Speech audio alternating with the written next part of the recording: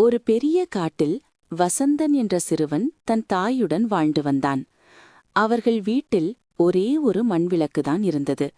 அதுதான் அவர்களின் நம்பிக்கை ஒளி.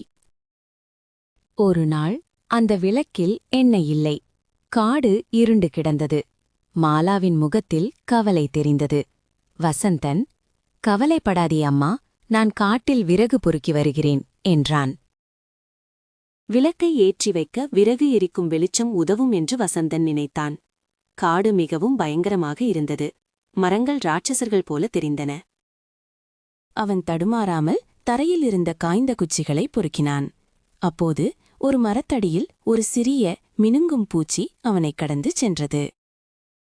அந்த மின்மினி பூச்சி அவனுக்கு வழிகாட்டியாக மாறி மெதுவாக முன்னேறி பறந்தது. வசந்தன் இன்னும் அதிக விறகுகளை சேகரித்தான். அவனது கூடன் இன்னும் அதிக விறகுகளை சேகரித்தான். அவனது கூடை நிரம்பியது. அவன் மகிழ்ச்சியுடன் குடிசையை நோக்கி திரும்பினான். வெளிச்சம் வீடு திரும்பியது. குடிசையின் அருகே சென்றபோது மாலா வாசலில் நிற்பதைக் கண்டான். மாலா அவனை கட்டியணைத்து, "நீதான் என் நம்பிக்கை" என்றாள். இருவரும் குடிசைக்குள் சென்றனர். வசந்தன் விறகுகளை அடுப்பில் வைத்தான். மாலா ஒரு சிறிய துணியை விளக்குக்காக எடுத்து வந்தாள்.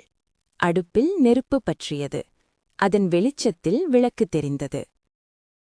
அடுப்பின் தீப்பொறியிலிருந்து மாலா விளக்கை ஏற்றினாள். விளக்கு மீண்டும் பிரகாசமாக எரிந்தது. இருள் விலகியது. விளக்கு வெளிச்சத்தில் வசந்தன்தான் சேகரித்த விறகுகளை பார்த்தான்.